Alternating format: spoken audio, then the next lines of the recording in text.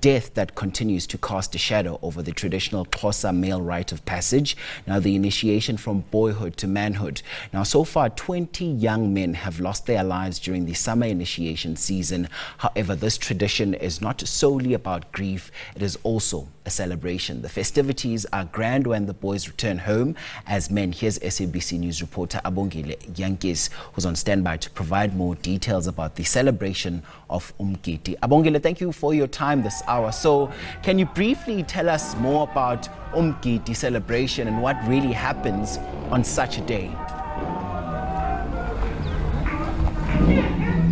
Well, thank you very much, Mxolisi. Well, indeed, today most families will be having a Umgidi where they'll be celebrating the return of the young boys who have transitioned into manhood from the initiation school. Well, it's filled with celebrations which include a lot of eating, meat, food, even alcohol.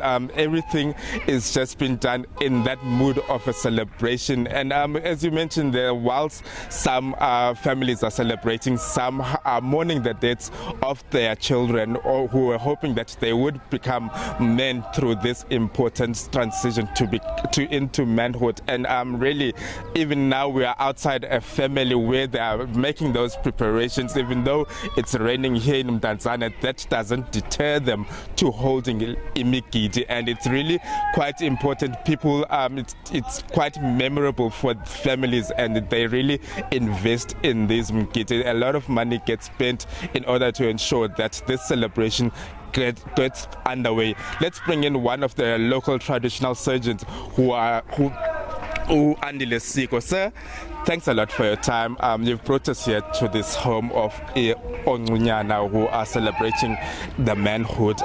In your understanding, kindly tell our viewers, what is Umgidi? Umgidi is a celebration when a young man comes back from the mountains, and then when it's kind of a welcoming and celebrating that he's transitioned. We're coming from a boyhood and then to this part of life. That is a celebration. And there is 20 young people have died through this custom. What are your reflections on the season? It's painful indeed that even after so many years we are still speaking about death now, and if you can investigate further you'll find out it's mostly some common things such as dehydration that have brought gangrene, that have brought death to these young men, which means somehow there's still stubborn people out there who still think that circumcision is the survival of the fittest, and we still need to change that narrative. I would like to send condolences to those families. Honestly, this is not supposed to happen to them. No one is supposed to be in pain or burying their child right now. Everyone should be celebrating. As so far, in most cases, I can say, for instance, I'm happy a little bit because most families are celebrating today. As you might be aware, all over Buffalo City today, there is celebrations. Some persons said it's a World Cup of Umgidis today because a lot of young people are coming back from the mountains. Bringing you, for instance, to this Nyama family, he's one of the boys that I took to the mountains. I circumcised myself.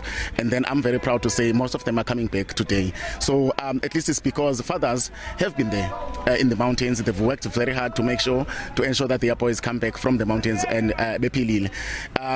Yes, one, and it's cooperation from traditional nurses as well. I can't just put them out. They've worked very hard throughout this season. I've seen them working very hard. I've seen them trying as much as they can, which is, at least I'm happy about it. So you're observing that throughout this area of Buffalo City, fathers played their part more than like the previous seasons in being there, ensuring that their children do get the water that they are often deprived. That's what the MEC for Traditional Affairs said yesterday. The leading cause of the death is dehydration. Your observations on this issue of dehydration? Yes, fathers have been there. That I'm happy about. They've been even sleeping there, most of them. I've been seeing them all over wherever I go. Circumcision plays a huge, this thing of dehydration, it plays a huge part in the death of these boys.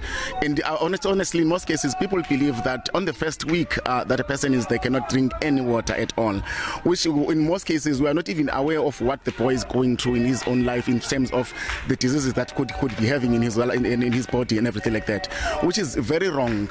We should give these boys some water. It is the law, it is there. Then no one should die of dehydration, as I say. And I'm saying I'm happy with the fathers that understand very well the need for water in the body of a human being. Because apart from them being Amakweta, they are human beings. We cannot take that away from them.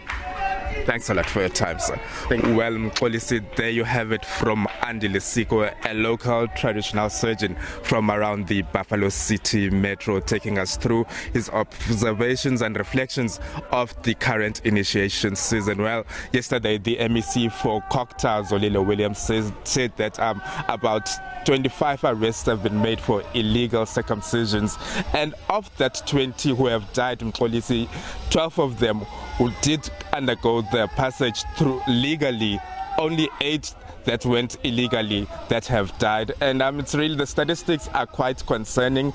We shall bring you more, and hopefully we'll engage with the families of the young people who had undergone this rite of passage.